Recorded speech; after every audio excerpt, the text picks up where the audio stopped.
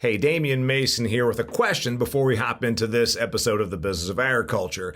If you farm for a living, you employ a lot of amazing technology, from your inputs that you put into the soil to the tractor that you sit in, your combine, and the amazing data that it harvests. But has your soil analytics kept up technologically with everything else in your farming operation? I would venture to say that no, it is not. Sure, you check for your nitrogen, your phosphorus, your potassium, your micronutrients as well. But what about disease pressure? Do you know what diseases and what pests you're going to face next year? No, you don't. But you can now figure that out with Pattern Ag's predictive analytics. Think about it. They can tell you now with testing what the likelihood of facing nasty diseases, things like cyst nematode or sudden death syndrome, what the likelihood of you having this in your field. Then you know how to prepare, how to treat, and where to invest your money. It's using technology to make you bigger yields and therefore make you bigger money. Go to www.pattern.ag to learn more. They are pioneering the way in predictive agronomy.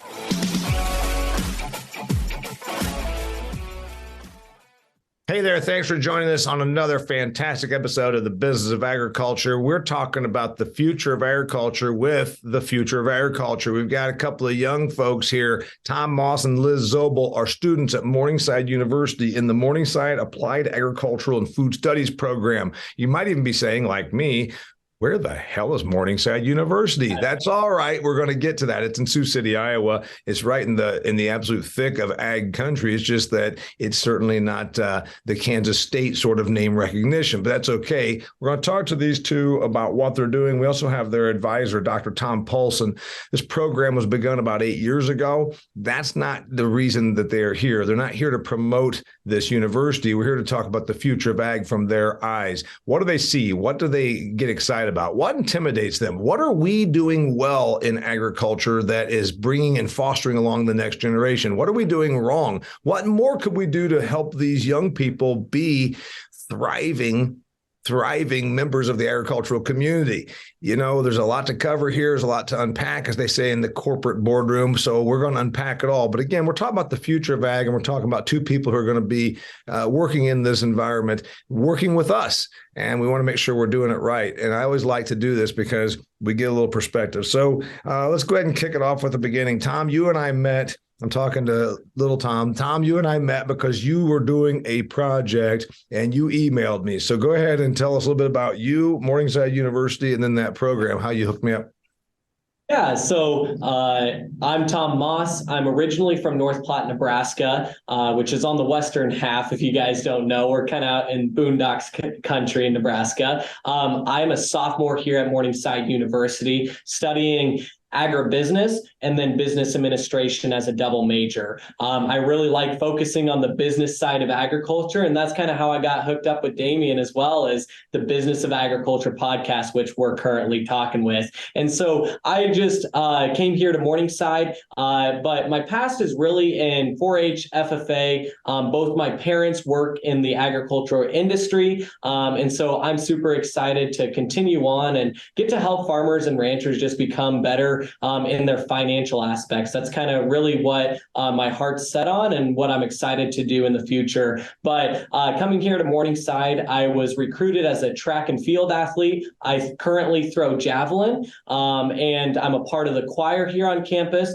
I started my own grilling business with a few other friends as a on-campus club, and I have been a part of many other organizations, and I'm a student ambassador, ag ambassador. So I stay busy and am in meetings and classes all day, it seems like.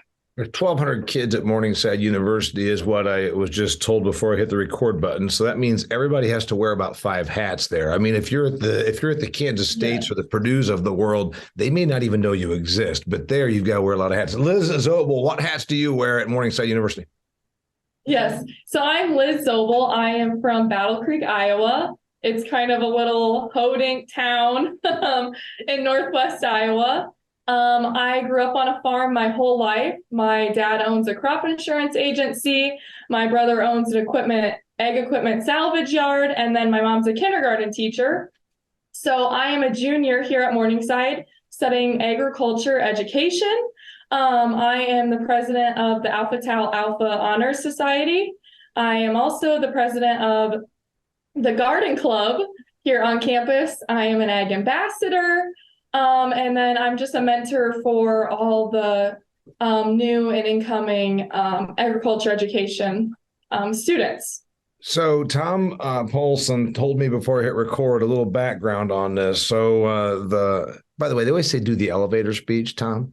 And I hate people talking to me in elevators. I don't want to be talked to in an elevator. So let's not do an elevator speech. Let's just do a quick background. You came to this university 7 years ago. The ag program was in its first year, so pretty much in its infancy. You said it's getting really good backing because Morningside is a small liberal arts school in Sioux City. So kind of give us the background on that.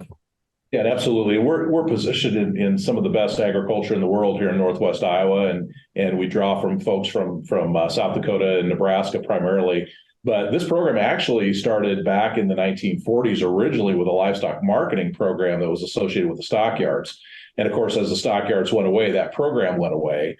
But about 20 years after the fact, our president at the time, John Reinders, worked with several members of our board and industry leaders, realizing that agriculture was really, really important, and brought the program back to Morningside.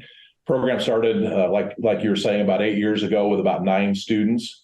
I came in 2016, about 7 years ago, and we've seen a lot of growth. We were the fastest growing major on campus for quite a while. We're serving about 75 students who are either majoring in or studying agriculture here at Morningside University. We have focus areas in our program in agribusiness, agronomy, agricultural communications, environmental policy and politics, and food safety. And then, of course, our other major is agricultural teacher education, where we're actually putting teachers out in the profession. We're a small liberal arts school, and a lot of people ask me, how in the world did you end up here? I was a high school ag teacher for 21 years, product of state and regional schools. My wife's a product of a state school. We didn't know a whole lot about liberal arts schools until my oldest son said he wanted to look at some sporting options, and he ended up finding his way to Morningside University to swim. And little brother followed him. And then about the time little brother was a sophomore is when we found out they were starting an ag program here. I was working at a land grant institution at the time, and we as parents kind of fell in love with Morningside. And when they started an ag program, I said, what a great opportunity. And filled out an application, interviewed, and here I am. And we've had a lot of fun building this program over the last 7 years. From 7 kids to 75 kids today, that's a nice story, considering in general, we think even those within the industry, but certainly those from without the industry would say, but ag's dying. And I remember reading a couple of years ago, one of those ridiculous Yahoo polls that said the worst degree you could ever get, agriculture. It said because farmers are consolidating. So, and I'm like, you think that you only go into farming with agriculture degree? Obviously, none of us are.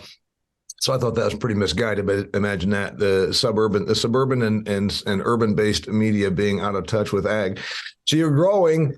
Where are you grabbing your kids from? Back to you, Tom Paulson. I want to hear from the students. Where are you grabbing these kids from? 77 to 75. Where were they going? Were they going to go to Iowa State? Well, that's a good question, but we have students that are looking for a smaller school and a more personalized approach, and that's what we're able to do. A couple things that we do in our program that are really unique is what we call the externship program. And as this program was built, we believe very, very strongly in experiential learning.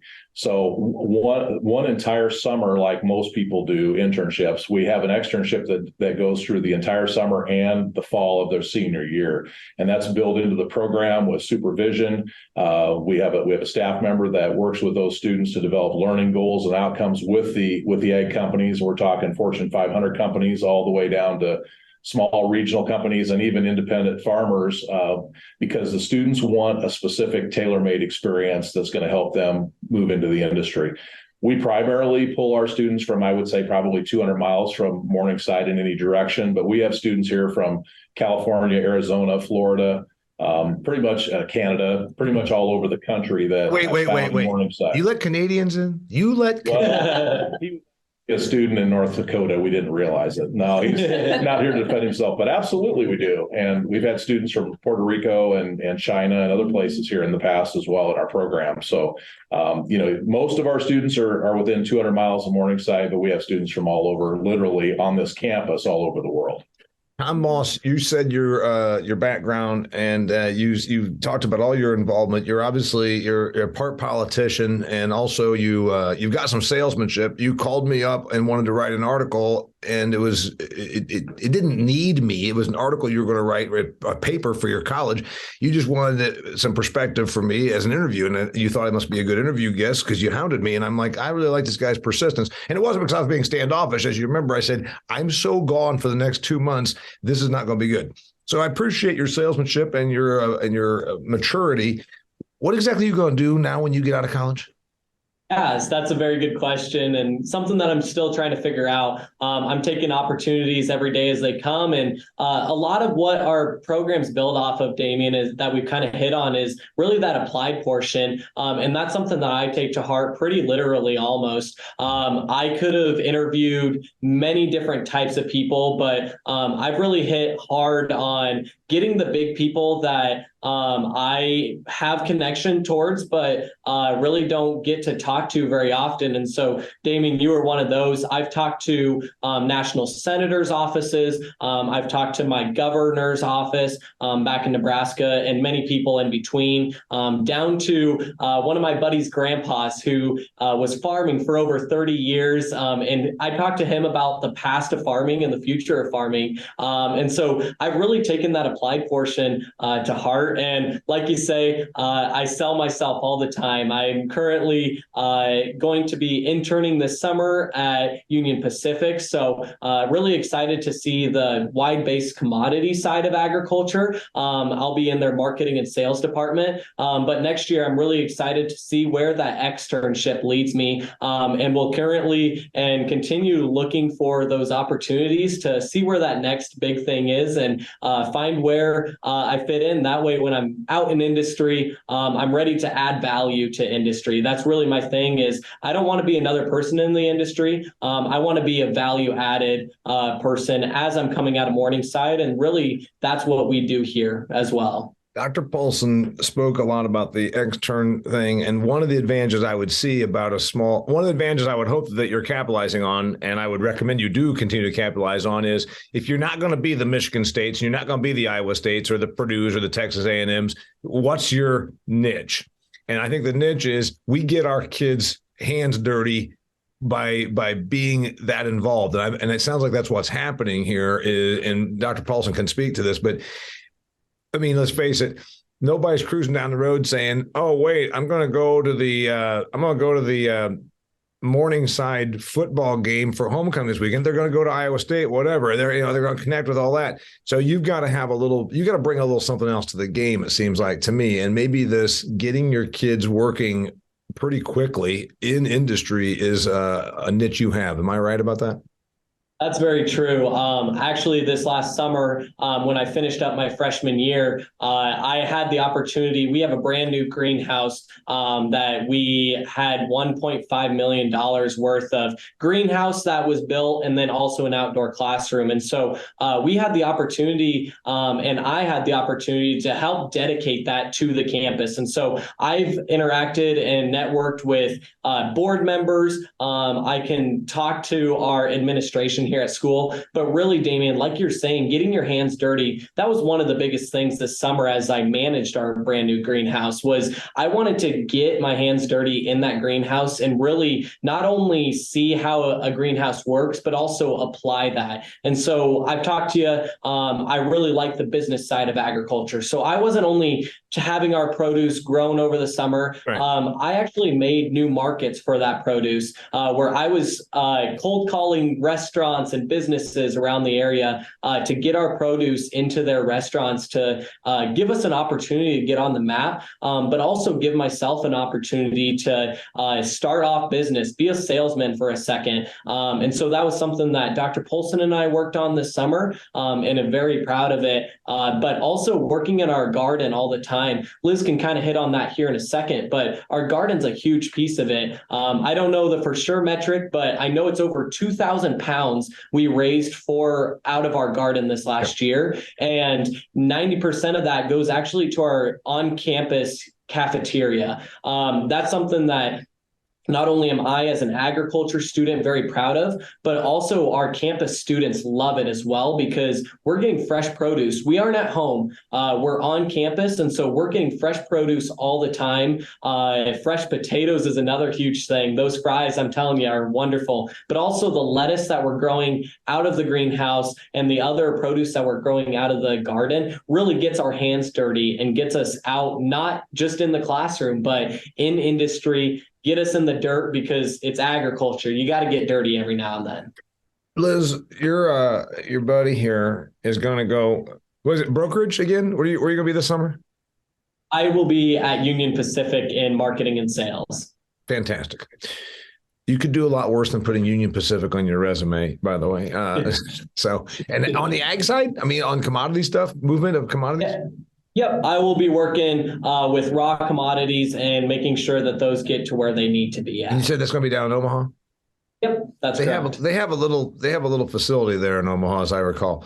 Yes, a very little but big building downtown. That's so, Liz, sure. Here's the deal. Tom's going to go and chase capitalistic agricultural endeavors for this summer, and you're in ag education. You're going to be a school teacher.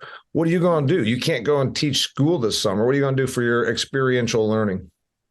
So for my experiential learning, I am working for the Iowa State University Extension and Outreach for Ida County, the county I grew up in. Yep. And so we will put on the county fair. We will have different 4-H clubs come, and we do fun activities with that. And I do a lot of group activities with kids between the ages of like kindergarten and 3rd grade. So it can be an art club. They come and paint something, all the way to we'll teach them about the safety around tractors, or we'll have an animal science activity where they'll learn how to stitch up something on an animal. It really varies. Got it. So we're going to hear about what we need to be doing more of and what we're doing a really good job of in terms of preparing the next generation. Before we do that, I want to remind you, dear listener, that agricultural land is an investment. And if you are an investor, you need to look about getting revenue stream from your investments. Truterra can help you do that. Truterra is focused on supporting farmers at every stage of the sustainability journey. You've heard about carbon credits. You've heard about nitrogen emissions. You might even be skeptical. You know what? I'm skeptical as well. Here's what you do. Go to TruterraAg.com, TruterraAg.com, and check it out. They have a soil health analysis. You can go in there, and also they're part of Land O'Lakes. So if you have a Land O'Lakes retailer in your area, they'll send somebody out there. The point is, maybe you could be making money by varying a few little practices on your property. You could be getting money for carbon sequestration, nitrogen reduction, stuff that might actually improve your soil asset while also making you more revenue for that asset. TruterraAg.com is where you can find more information. All right. Here's the deal, Dr. Tom Paulson. It sounds like you get really good support. You raised $1.5 million or $2 million for a greenhouse. You got a kid here that's calling up restaurants and saying, "Hey, we have some excess produce." If I owned a restaurant, I'd say, "Listen, you're a local university. I appreciate your outreach. I'll buy some produce." I mean, seems like you get really good support. Is it like better than I even think, or has it still been a challenge? Because it seems like this is all a really positive story. Has there been any hiccups? Well, not really. Just matter of fact, the only hiccup is things seem to be moving too fast sometimes. Honestly, I feel like a one-legged cowboy in a kicking contest. We'll just leave it at that. You know what I'm talking about. But the things are really going well. I can't complain whatsoever. When I got here in 2016, I had a conference room and 2 offices. And now we've added that garden. The garden came out of a student project, which is phenomenal. History of Food and Agriculture course. Students at the end of the course said, here's the way we want to solve the problems that we have in agriculture. People don't know where their food comes from, and they have no education or literacy about agriculture whatsoever. We need a garden. And so that garden came out of that. Tom told you a little bit about what we do with that garden. But students that have never had their hands in the soil before get a chance to raise something that ends up in their own school cafeteria, which is phenomenal. The greenhouse project has been, yeah. Well, Yeah. Right. The greenhouse project, this is good because I think you're getting to the next level. Because the one thing I was going to say, and this is, and I'm not a big school snob. I happen to go to a large school, and I'm not Mr. Rah Rah Purdue by any means. But a large institution has a tremendous amount to offer. There are going to be limited resources with a place like yours. Getting that greenhouse and the next thing, right now you're now legit. But I'm still wondering, do I come there if I'm thinking I need to be, I don't know, I want to go to vet school. I need to be somewhere where I can sleeve cattle. I'm thinking Kansas State, Texas A&M, whatever. You're going to have some limitations. You just are. And I guess is the best thing to say, we have certain limitations. We're never going to be the place. If you want to sleeve 1,000 cows a day, they really become the best bovine veterinarian. There's certain things you're not going to be. That's true, but that's absolutely true. But there's a lot of things that we can offer with that personalized experience as well that we're very, very proud of. And you mentioned the niche that we have, and that is the community, the connections that we have with community, the connections that we have with the folks that are doing that on a daily basis. You know, we sit in the Morningside area of Sioux City, which is on the eastern side, kind of a nice residential area. Yep. But, you know, 10-minute drive, we're close to multiple Fortune 500 companies here in the Siouxland area. We've got some of the best farmers in the world and the best ground in the world and unbelievable ag companies in Northwest Iowa and beyond that we can get our students involved with, engaged in laboratory activities in our classes, in internships, and then obviously in that extended externship experience. And I do have to just real quick before I forget, because I'm going to forget, you know, yeah, they can go to the big schools for the big football games, but we've got 3 national titles here in Morningside football in the last 4 years. So our seniors that graduated last year had more national champion rings than they had losses. I just had to throw it out there. We're because a lot of our football players are ag kids, and we're pretty proud of that too. So good. And let's go to Tom Moss. What thing? And I'm not talking about Morningside University. You get around and you go and call senators and you get around. What thing in ag do we need to do a better job of to take a 20-year-old kid like you and make it so that you're even more fast out of the gates? And maybe you don't know, to be honest. Trust me, I didn't know when I was 20 what I didn't know. Maybe you don't know, but what thing right now do you think, hey, if there's one thing I wish I was getting more of, if there's one thing that I wish that not Tom Paulson, not Dr. Paulson, but the whole industry. What do you think what are we lacking? Yeah, Damian, I think. Or what are you lacking because of us?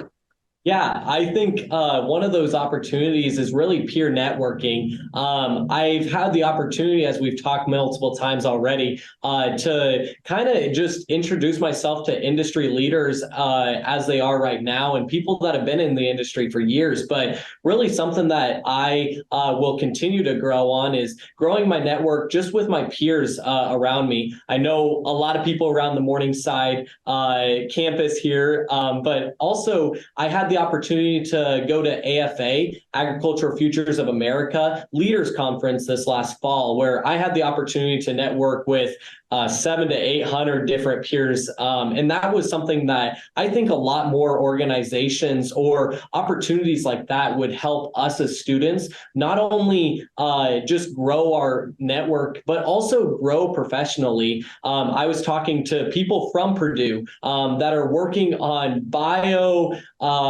engineering projects in agriculture. And that's something that's not my area. And so getting to network with those students and see really what they're all about has been something that's been big for me, and something that I'm super excited to continue growing on. But I think agriculture can really continue to grow in that aspect of letting peers talk to each other and letting us become more involved with each other's lives and professional lives as well. Liz, he says he wants more events, more networking.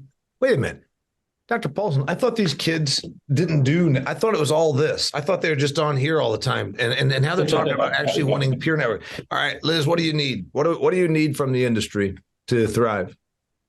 I'm going to have to say the same thing. Peer networking, especially in the agriculture education industry right now. Like, I know you probably know that ag teachers, there's a need for them. And so I did the CAT team. So it's a Iowa Corn Collegiate Advisory Team. And there were several agriculture teachers on that team. And so now we're all networking, we're sharing our lesson plans, we're sharing our presentations, and that just helps you go a step farther with your agriculture education degree. I'm gonna stay on Liz because I like hearing her. What are we doing? What have you seen that you think, man, you're doing right by us? You're as an industry, you're helping us get out of the chutes. What are we doing right to help you get out of the chutes quickly with the right amount of preparation? Yes, so it's going to go back to the hands-on experiences here at Morningside. Yeah. The first semester I was here, they had me in a classroom. I was teaching lessons. They had students coming to Morningside. I was making lesson plans to show them around the garden. So when I came to Morningside, all we had was the garden. And then the next year we started to build the greenhouse. So then my agriculture education class actually built everything inside of the greenhouse for class. And then it's just gone on and on. Every year we've added something new, which that's really cool. I've been bothering Paulson because I'm really wanting animals. I love animal science. That is my thing. So hopefully that's the next jump with the field. So it seems like when we talk about what you want to see more of, and let's talk about what we are doing well, and prepare you. And I'll go to Tom Moss in a second. Dr. Paulson, you don't get just support from the community saying we'll buy some vegetables. You've got some industry that comes in there. I mean, if these kids are getting jobs, it's not with it's not bagging groceries. I mean, your kids are actually getting placed to do stuff with real ag companies and doing real jobs, right? Absolutely are. And when they come back from that externship experience for their last semester, most of them have 1 or 2 job offers already in their back pocket and are negotiating with those companies and getting more offers. I bet you we get 15 phone calls a week from folks looking for graduates, and all of our graduates are gone or taken. It doesn't take very much time at all, and they're eaten up. We've got some great opportunities, but most of them have. Well, they either have a semester of student teaching, which is like most everybody, but the rest of our students in the applied ag and food studies side of it, they've got almost 7 months of industry experience. That's paid, real, full-time working experience. And that experience, how do you get that anywhere else? Without the opportunity to do it, it's absolutely phenomenal. So you were a VOAG instructor at the high school level before you came here, and one of the best professors I ever had was in my first year of economics, agricultural economics, and he was the high school instructor turned professor. And I swear he took it more seriously as a developer, as a take you from this to this. And I really got to tell you that compared to the coasters, tenured 400 level instructor that just was arrogant and sent their foreign exchange RA, or they called him DA, what do they call the assistant in there to teach a class. And I got to say that it seems like maybe you've retained some of that. Honestly, as a compliment, it seems like you've retained that VOAG, I want to help kids get to the next level thing versus the arrogant, tenured 400 level professor mentality. I've been blessed in higher ed to work with people who are very, very focused on teaching and care deeply about students. At my previous institution, that was the case where I was. And here, we are a teaching first institution. Morningside University prides itself on teaching and academic advising of students and developing those relationships. And it's really, really important. That was also, by the way, that was on the verge of a compliment that I gave you. And it's important to understand, I hate most people. I have a disdain for almost all of humanity, and I just put you in the exception. So it's like on the balance, there's almost nobody that's in the exception list, and you just made it. Well, I better be careful not to screw that up the rest of this podcast, hadn't I? But thank you for that. I really appreciate it. But it truly drives our whole philosophy of what we do here, and it's really, really important. And I think our graduates, exemplify that as they go out into the industry, and we're very, very proud of them. You asked earlier what we do really, really well. And I think I was pondering that question a little bit. As an industry, I think we do a really good job of teaching students how to advocate for the industry. A lot of people don't know what we're doing, right? They don't understand agriculture, and we need to explain to them what we do. And I think we do a really good job of that. But one of the things I think that's really interesting that's opened my eyes here since I've been at Morningside is we really concentrate on written and oral communications and ethical decision making and those sorts of things. I think the one thing we all need to be better at in this industry is that we need to listen more. We're good at advocating our positions, but I think we need to listen to what others have to say about it. We're not going to change just because somebody has a different idea, but we need to understand those ideas. We need to understand who our customers are. We need to understand who our stakeholders are. If I tell my teacher ed students all the time, who are the stakeholders of your program? And the answer is, there's only one answer, Damian. The answer is anybody that can say no to your program, right? And so you've got to understand where they're coming from and help to meet those needs when you go out into those schools. And, as far as, people like Tom that are going to be entering the ag industry, they need to understand what other people think about us before we go out and try to tell them all about what we do. That's something we need to get better at. Well, we'll take a departure from the questions, and I'll throw mine in there on that. My ag audiences don't always like it when I say this, but I figure I have to bring some truth to the thing. We have this idea that, well, we went out and made this food. Now, damn it, you eat it, and you should thank us. Thank a farmer. Thank a farmer. And I say, have you ever realized how off-putting that is? And so I always ask my ag people, I said, hey, real quickly, did you wake up this morning and call the 11-year-old that's working in a sweatshop in Bangladesh 12-hour days sewing shirts together because you're wearing a shirt? Did you call him and thank him? He doesn't have any clean water. He poops in a hole in the side of his hut, and he stitched your shirt together. Did you call him and thank you? Oh, but we're supposed to thank you for driving a combine that steers itself. That's not arrogant at all now, is it? So I kind of always have to point out this whole ag communication. Let's start by understanding we're kind of sometimes off-putting to our customer base, telling them that they should thank us and they should eat what we grow for them. We've got some communication issues, and I believe that Dr. Paulson said it right. Let's start by listening. And I would say, let's take that a step further. Let's start by appreciating the customer's perspective also.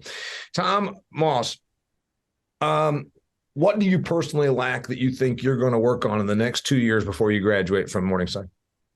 Yeah, I guess personally, I lack a little bit of just industry knowledge and just learning what are some of the past things and how did those past things affect where we are now? Like I said a little bit a while ago, I got to talk to one of my friend's grandpas who was in the industry forever. And I really focused that interview on talking about what it was like when he was a kid.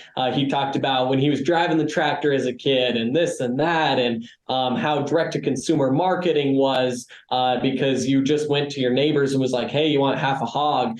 Those types of things, I think, really are important for us as students to not only understand where we're going, but also know where we came from. And then that way we can learn from those, not live in those, but learn from them and continue moving forward. And so that's something that I'll continue to work on, is something that has been big is in the financial agriculture aspect is the farm crisis of the 80s. And so I really hit on that where this grandpa actually went through that. He lost his land and it hit me hard. I was like, wow, losing your farm during that time. And then now him and his family have gotten to recover. But that was something that I would never want something like that to happen again. And you hear talks of it all the time, but that's something that we got to learn from our past. We got to move forward and make sure that we aren't making those mistakes again. And really, it comes from hearing from those industry experts, the people that have been in an industry, from the producer level to the managerial level, all between it. I think they all play a role in making sure that we're working as one team. A lot of times you hear agriculture splits into, oh, I'm a beef guy, I'm a pork guy, I'm a corn guy, all those pieces in between. It doesn't matter where you come from. We're all agriculture. We're all on the same team. And so just working together to get to that end goal of making sure everybody's fed and making sure that we continue to move forward as humanity grows forward as well is something that personally I'm going to work on, and hopefully I can make an impact on the industry as well. Tom basically took a long time to say, Liz, he wants to make sure he's got better appreciation for agriculture's history because of its ability to repeat itself. What is your, by the way, I commonly now become in my speeches sometimes an educator and also entertainer of some of the background. And you talked about you can't imagine someone losing their farm during the farm crisis. That wasn't the only one. It was on every county road and the entire Corn Belt and then some. And it was a tough time. But Liz, what do you need? What do you need? What do you lack? What do you personally want to get better at in your next? You've got one more full year after this one, right? So what's your objective? What are you going to get better at? What are you going to improve upon? We brought up the listening point earlier, and I definitely need to be better at listening. So I came into education because I want to educate the uneducated about agriculture. It drives me insane when I have people come up to me and say something and it's totally false. And so I do need to do a better job listening and not jumping on them right away and like hearing their side, hearing why they think this way. I am someone that's kind of set in their ways and stubborn at times, but that's definitely something I need to work on. We probably all do. Okay, let's move on now. What are you seeing, Liz? We'll stay on you. What is your generation seeing that somebody like Dr. Paulson and I aren't seeing because we're just too old. We're just not hip. What are we not seeing? And I'm talking about in ag. If you tell me about some Nelly video, clearly I'm not going to watch it. So, okay. Definitely technology. I hear so many, I'm going to call you old. I hear so many old people say, oh my gosh, all this technology. I hate the cell phones, but that's the next step into ag is technology. Like we talked about the self-driving tractors. That's technology. You're using your resources. That's something. So my grandpa, he's been farming since he was 18 years old. And we actually just got an award, like the Good Farming Neighbors Award that we receive tomorrow from Secretary Mike Negg. But he was really set in his ways, but he is using technology, using it in the tractors, combines. So, I mean, there's hope for farmers, old farmers, the older generation. By the way, when you said old, I know you're talking about Paulson, not me, number one. Number two, I mean, he looks older than me. Look at that. Almost no gray hair. And then the other thing, and this probably won't surprise you because you're a smart young lady. 20 years from now, that'll be what this next person is saying about you. And 20, 30 years ago, yes, Paulson and I would have been saying about them. And that's because of the pace of technology. But more importantly, the pace of technological advancement in the last 80 or 90 years. You know, we didn't do a whole hell of a lot of technological advancement in this industry until about 100 years ago. And then it was, rocket ship. Last question. What, Tom Moss, what excites you and what concerns you about ag's future? Yeah, I guess personally, I think something that excites me right away is the openness to internships and letting students learn about people's organizations and their opportunities. I think that that's been something that hearing from people that are a little just not graduated in the past like 15 to 20 years, internships weren't something that was around very often. And so I'm very excited to continue on with many internships in my time. But I think that's something that has really opened doors for students to come into the industry. This is really, the job market is really experience-based. And so internships is a great way that we've had the opportunity to get that experience that employers are looking for, but it also is something that employers continue to hopefully let some students into your organization, teach them something. We're always open to learning. And so if you let us learn, we're going to be able to soak that up so much better. So I think that that's something that it really excites me, but something that we can continue to do better on is invite the new people in. If somebody's excited about learning an industry, let them learn it, see what they're like, or at least teach them what it takes to be in the industry. Not everybody's meant for the industry we're in, but give them the chance to learn, give me the chance to learn what it takes to be in the industry that we're in. We're probably going to do a better job of that. And that's a good point. We're already doing that. And I'm sure Dr. Paulson's seeing that. We don't have farm families with 9 kids like mine. And also through consolidation, we have less farm families in general. So contrary to what Yahoo said in their analysis 3 years ago about ag's a dying industry, it's not dying. We will end up bringing people in from not an ag background to occupy these roles. I mean, we just are going to have to. Liz, you're going last. What excites you? What concerns you? Ag's future. You're going to be touching it. You're going to be teaching kids. Yes. One thing that really excites me is just the amount of women getting more into agriculture. Got it. So even just a few years ago, it was like 5% are women in the agriculture industry. And now it's depends what you look at, 31 to 35%. And I think the agriculture industry benefits from that, because sometimes you need a woman to give you advice on what to do, because men aren't always the brightest when it comes to thinking about things. That's what excites me a lot. What makes me nervous is definitely the ag teacher shortage. Yeah. Because who's going to be there to educate those? We're already having issues with people being educated about what really happens in agriculture. Yeah. So if there's already a shortage, what is that shortage going to look like in 5 or 10 years? Both valid. Both are valid. I honestly got to tell you, I think the women in ag, it's probably an overstated concern now. 20, 30, 40 years ago, it was an understated concern. I think it should be not even a thing now, to be honest with you. I mean, from my perspective, I agree. Nobody today should even really think about that. And it seems like it almost isn't, certainly from your generation or my generation on. And your point about the future of ag on the classroom front, I've heard this a number of times, and it's a legitimate concern, because there's it's that thing of we got to have a base, and that's where it starts. I mean, I was in VOAG for at least 3 or 4 of the years that I was in high school. So good point.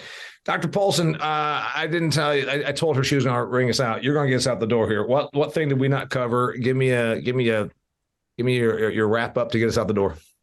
You bet. Well, I do want to answer the excitement question. What excites me is I'm sitting next to him right now. Yep. The future of agriculture, you look at the students that we have, the students that care about the agricultural industry, that really, really excites me. Yep. But your point earlier was well taken. You know, we're looking at about 60,000 jobs in the ag industry annually that require a 4-year degree, and we're graduating about 39,000. So we have a huge shortage in the entire industry, not just in the teaching side of the industry. And we've got to bring good people into it. And again, we're going to have to help those that don't have the ag background come into this. But the future of agriculture, I think, is really strong. It's going to continue to be strong as we share the message of what we're doing in technology. People are getting excited about it. We're seeing a lot more schools like Morningside beginning to have agriculture programs as well at different parts across the state and the country. And they're doing things, correctly. They're doing them right. And we're building some neat opportunities for students. And we're very proud of what we're doing here at Morningside. And, hey, a lot of people listen to you. Come on to Morningside. There's my pitch. But we're proud of the industry. I work with ag teacher educators across the country, and they would say the same thing to you today, that we've got some wonderful opportunities ahead of us and some great opportunities for students to learn. I am going to leave it right there. It's been a discussion about the future of agriculture with the the young professionals, the young budding people that are about to get out they're about to get out of the chutes. They're about to go, and they're going to be joining our industry. And the best thing we can do is continue to foster that along and give them the leg up they need. And then they can become, everything we want to be productive for our industry. Dr. Tom Paulson just gave us the wrap up. He's the advisor director for the Morningside Applied Agricultural and Food Studies. Is that the proper title for you? Department head, but that's close enough. I know how you professors love your titles. So, okay, there's the department head. And her name is Liz Sobel. She's going to be educating the next generation of agriculture herself. She's going to be a VOAG instructor, and his name is Tom Moss. And he's probably going to be the commodities transportation director for Union Pacific within a couple of years. At least I'm confident that's what's going to happen. Till next time, thanks for being here, guys. Thank you. Thank you. Thanks. The next time, I'm Damian Mason, and this is The Business of Agriculture. Well, that concludes another fantastic episode of The Business of Agriculture. This episode was brought to you by Pattern Ag. You know, everybody in agriculture understands the importance of soil health. We also keep an eye on our soil better than we ever did through advanced soil testing. But what if there was a company that provided predictive analytics, not just checking out nutrients and all the elements that are in there, but also could tell you the degree of risk you face with disease and pest pressure? That's right, Pattern Ag can do that. They actually can tell you, hey, you're going to have a real issue here. You can proactively treat for corn rootworm or cyst nematode or sudden death syndrome before the problem actually starts costing you yield. Go to pattern.ag, that's www.pattern.ag, to find the nearest rep that can help you start doing better for your soil.